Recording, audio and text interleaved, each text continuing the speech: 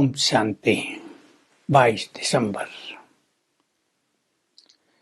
बाबा की शुरुआत ही है। बाबा कहते हैं बच्चे तुम वही हो, और बच्चे भी कहते हैं बाबा आप वही हो। इन शब्दों का अर्थ तुम बच्चे ही जानते हो।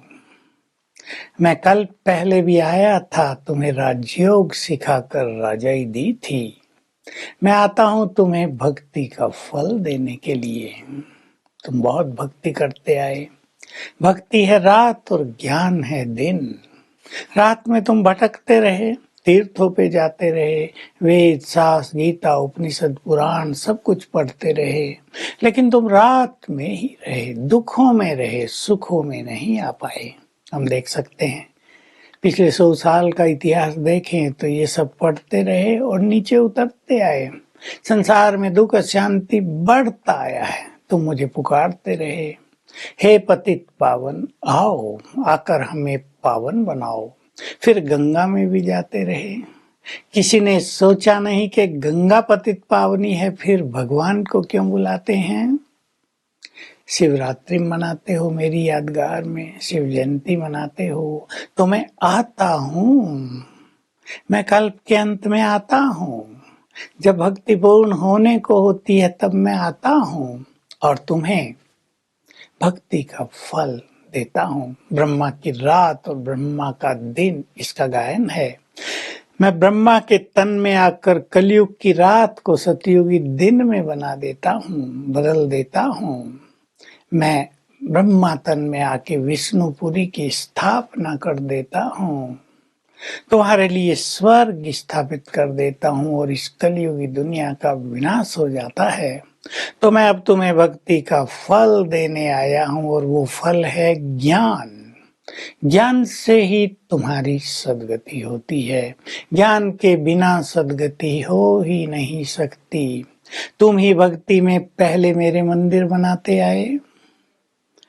अव्यभिचारी भक्ति तुमने शुरू की। अव्यभिचारी भक्ति का अर्थ होता केवल एक की। फिर अनेक देवी देवताओं का पूजन शुरू हुआ। सबसे पहला मंदिर ही सोमनाथ का बना था।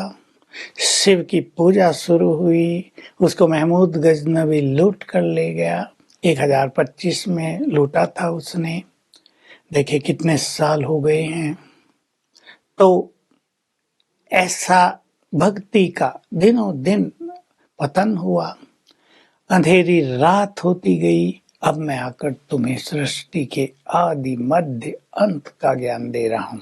संसार में कोई नहीं जानते ज्ञान कौन देता है, तो नाम लिख दिया श्री कृष्ण का। अब श्री कृष्ण द्वापर में कैसे आएगा, वो तो सतयुग में है और वही नाम रूप द्वापर में हो नहीं सकता। और द्वापर में ज्ञान देने की जरूरत नहीं, आत्माएं पतित बनी ही नहीं है। विचार करें सभी चिंतन करने वाले, द्वापर में कई राक्षस दिखाए हैं, भारी भारी ऐसे लोग दिखाए हैं। शिशुपाल थे, कंस भी उसी समय थे, जरासंध भी थे, कई राक्षसों के नाम गिनाए। द्वापर में राक्षस होते ही नहीं, ये तो कलयुग के अंत में होते हैं। तो श्री कृष्ण आकर ज्ञान कैसे देगा। ज्ञान का सागर तो एक निराकार शिव बाबा है, वही आकर ज्ञान देते हैं। श्री कृष्ण ज्ञान का सागर है ही नहीं। तो अब मैं तुम्हारे सम्मुख आकर तुम्हें ज्ञान दे रहा हूँ और कहता हूँ बच्चे मेरी मत पर चलकर अपने जीवन को श्रेष्ठ बनाओ। मैं तुम्हें बार बार याद दिला रहा हूँ, तुम आत्माएं हो। आत्म अभिमानी बनकर मुझ परम पिता से अपना बुद्धि योग लगाओ, तो तुम्हारे जन्म जन्म के सभी विकर्म नष्ट हो जाएंगे। तुम पावन बन जाओगे, मेरे साथ घर चलोगे, फिर स्वर्ग में चले जाओगे जहां सुख ही सुख होगा। बाबा महारथी बच्चों का बहुत रिगार्ड रखते हैं और इस ब्राह्मण कुल में बड़े वही हैं जो बहुत अच्छी सेवा करते हैं, जिन्हें अपनी उन्नति का रात दिन ख्याल रहता है, जो ज्ञान दान सबको करते रहते हैं, अपना तन मन धन सब ईश्वरीय सेवाओं में लगाते रहते हैं। ऐसे बच्चों का तुम्हें भी रिगार्ड रखना चाहिए और तुम्हें उनको ही फॉलो करना चाहिए। वही अच्छी आत्माएं हैं। बाकी ब्राह्मण कुल में बच्चों पर माया आती रहती है, बच्चे बाप को छोड़कर जाते रहते हैं, फिर आते हैं कि बाबा हम बीमार हो गए थे, फिर से तेज पुरुषार्थ करके हम आपसे अपना पूरा वर्षा लेंगे। माया हार खिलाती रहती है, कई बच्चों को काला मुंह करा देती है और बच्चे बाप को छोड़कर चले जाते हैं, क्योंकि ये रावण का राज्य है। माया भी बहुत पावरफुल है, लेकिन बाबा सीख दे रहे हैं, बच्चे तुम्हें इस माया पर विजय प्राप्त करनी है। कल्प कल्प तुमने इस माया पर विजय प्राप्त की है, अब मैं तुम्हारे सामने बैठा हूँ, तुम्हें ज्ञान दे रहा हूँ, फिर से दैवी स्वराज की स्थापना कर रहा हूँ और इस कलयुगी दुनिया का विनाश तो अब होना ही है। सम्मुख देख रहे हो आप, ये भक्ति की रात पूरी हो रही है। गीत बजा था पहले मुरली से पहले, तूने रात गंवाई सोए कर दिवस गंवायो खाए। उस पे बाबा ने कहा कि दिन गंवाया नहीं था तुमने, दिन तो सतयुग था, उसमें तो अथाह सुख तुमने प्राप्त किए थे, लेकिन भक्ति की रात अब पूरी हो रही है। तुम भक्ति करते करते पतित बन गए हो, पापात्माएं बन गए हो, अब मैं तुम्हें भक्ति का फल देने आ गया हूँ, ज्ञान दे रहा हूँ। तो हमें विचार करना है, हम अपने जीवन को श्रेष्ठ बनाते जा रहे हैं।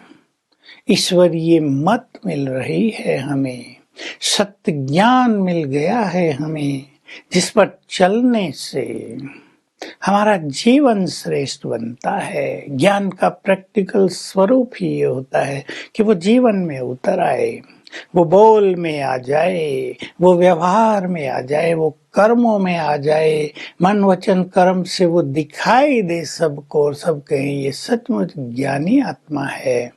तो ज्ञान को हमें अपने प्रैक्टिकल जीवन में लाकर, अपने प्रैक्टिकल व्यवहार में लाकर अपने जीवन को ऐसा श्रेष्ठ बनाना है ताकि हमें देखकर दूसरे भी अपना जीवन श्रेष्ठ बना सकें।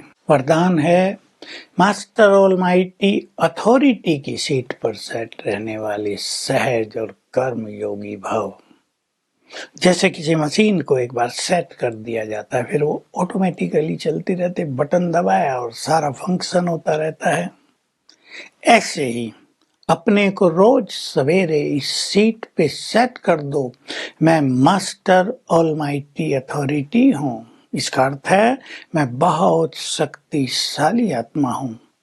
तो संकल्प भी उसी तरह के चलेंगे, कमजोरी के नहीं चलेंगे। माया के युद्ध में भी विजय होती रहेगी। हमारा सारा व्यवहार, बोल चाल सब इस संकल्प के आधार पे चलेगा कि मैं मास्टर सर्वशक्तिवान हूँ। तो जैसे हमने सेटिंग कर दी और सब कुछ वैसे ही ठीक चलेगा, और इससे ही सहज योगी, निरंतर योगी, निर्संकल्प समाधि का अनुभव सारा दिन होता रहेगा। स्लोगन है, मैं के बजाय बाबा बाबा करना, यही एक योगी का प्रैक्टिकल प्रूफ है। तो आज सारा दिन हम बाप दादा का आह्वान करेंगे, अपने जीवन को श्रेष्ठ बनाने पे चिंतन रखेंगे। कम से कम 5 बार कम से कम बाप दादा को बुलाएंगे और उसकी उपस्थिति फील करेंगे। उनके वाइब्रेशंस पूरे घर में फैल गए हैं। बाबा मुझे दृष्टि दे रहे हैं, अपनी 1000 भुजाएं मेरे सिर पर फैला दी हैं और कह रहे हैं, बच्चे मैं सदा तुम्हारे साथ हूँ। Om Shanti. To watch Peace of Mind channel videos on YouTube, subscribe us on youtube.com/tvpeaceofmind. Just a click for a peaceful life.